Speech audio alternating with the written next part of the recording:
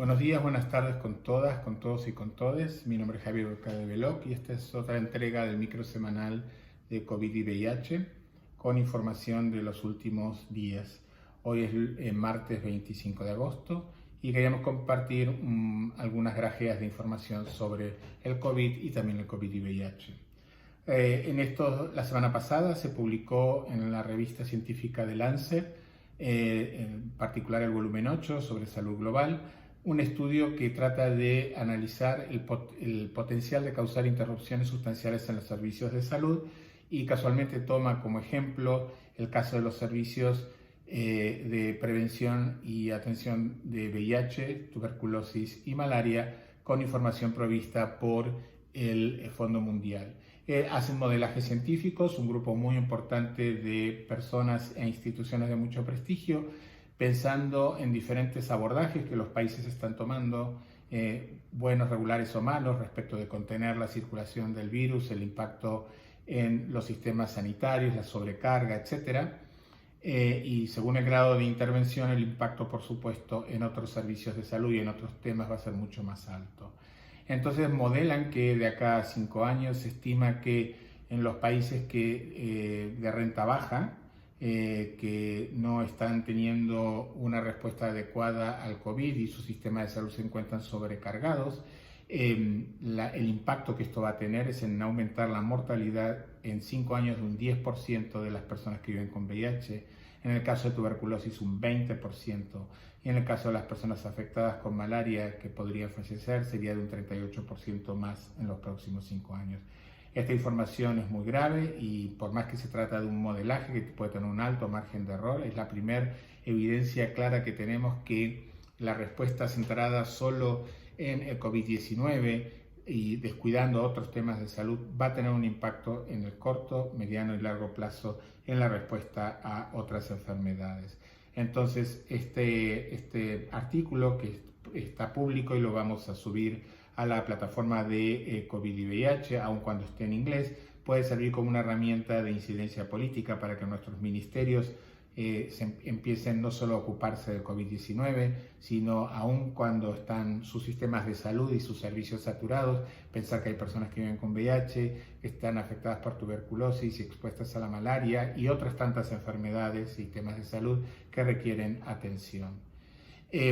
Nuevamente ha tomado mucho más énfasis el debate sobre la salud mental esta semana y eso es importante porque se están evidenciando obviamente el impacto que la larga cuarentena o restricciones o indicación de quedarse en casa está teniendo en los ciudadanos y ciudadanas de la región en términos de angustia, estrés, incertidumbre, etc.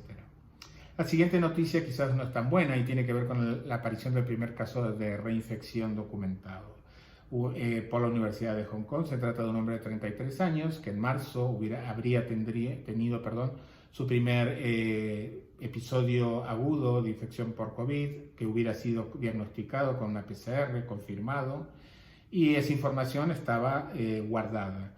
Esta persona volvió a aparecer recientemente nuevamente con síntomas, nuevamente se realizó un estudio de PCR que dio positivo, pero el material genético sobre el virus de la primera infección y de la segunda infección es diferente. Esto significa que la reinfección es posible. Evidentemente no estamos viendo un número significativo de casos, pero esto puede tener implicación no solo en cómo manejamos la epidemia en el mediano y largo plazo, sino la posibilidad clara que uno puede exponerse a diferentes mutaciones del COVID-19 y esto puede tener un impacto en el desarrollo de las vacunas o de cualquier otro tipo de tratamiento. Lo importante es que en la actualidad estamos en una pandemia que ya tiene casi 24 millones de personas afectadas y esa por supuesto es la prioridad. Pero la noticia de esta semana es que la reinfección por dos diferentes COVID es posible. En términos de vacunas sigue habiendo buenas noticias, esto es lo que de alguna manera a todos nos da muchísima esperanza. En este caso hablamos de la vacuna que se está desarrollando por la empresa BioNTech en Alemania y por Pfizer desde los Estados Unidos. Ya han preseleccionado un subtipo de vacuna que están empezando a aplicar sobre personas en estudios de diferentes fases clínicas, lo que le permitió ya documentar efectos adversos de esa vacuna, que probablemente sea el caso de todas las vacunas, como son fiebre, fatiga y escalofríos. Cualquiera de ustedes que se haya vacunado contra la gripe una o más veces, saben que muchas veces ese es el efecto adverso relacionado con la vacunación, pero que no es grave y que desaparece normalmente en las primeras 24 horas. Este podría ser el caso con las vacunas para el COVID-19. Entonces, este prototipo de estos dos laboratorios va a tratar de reclutar 30.000 participantes en 113 sitios y se centra en Estados Unidos y Brasil por el número significativo de casos que tiene, pero también hay un brazo de este estudio en la República Argentina.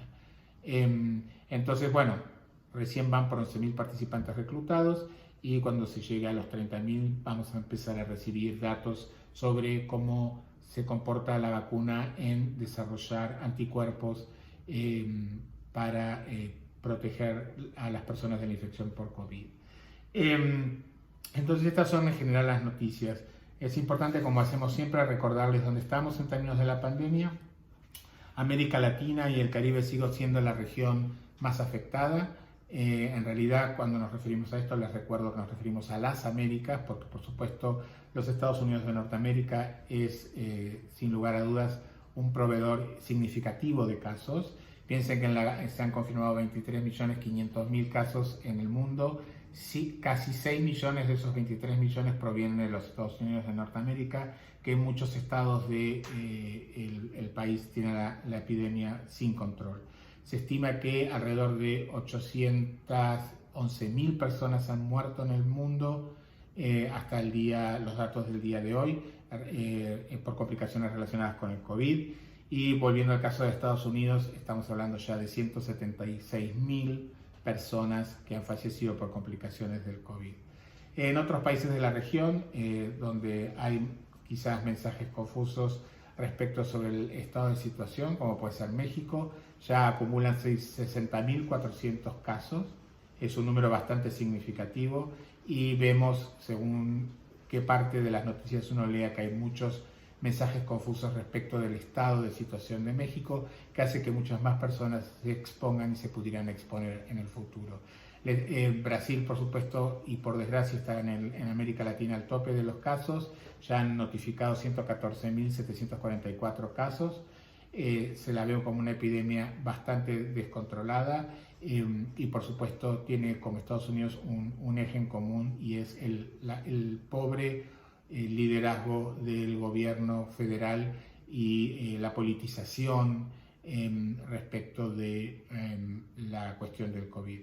Perú y Ecuador siguen siendo países preocupantes en términos generales por el tamaño de la población total del país y los casos. Por ejemplo, Perú ya lleva acumulado 27.600 casos. Lo importante de los casos para mí, y cuando me refiero a los casos, los 60.500 de México, los 114.000 de Brasil o los 27.600, son personas que han fallecido de complicaciones relacionadas con el COVID. Y pensemos que ese nivel de mortalidad no había registros previos respecto de una epidemia o ningún hecho de violencia, como incluso dictaduras que hubieran costado ese número de vidas. O sea, no es un tema menor. Así que bueno, hasta acá estas son las noticias para esta semana, siendo hoy martes 25 de agosto. Los veremos la semana que viene con más noticias sobre COVID y VIH dentro y fuera de la región. Muchísimas gracias.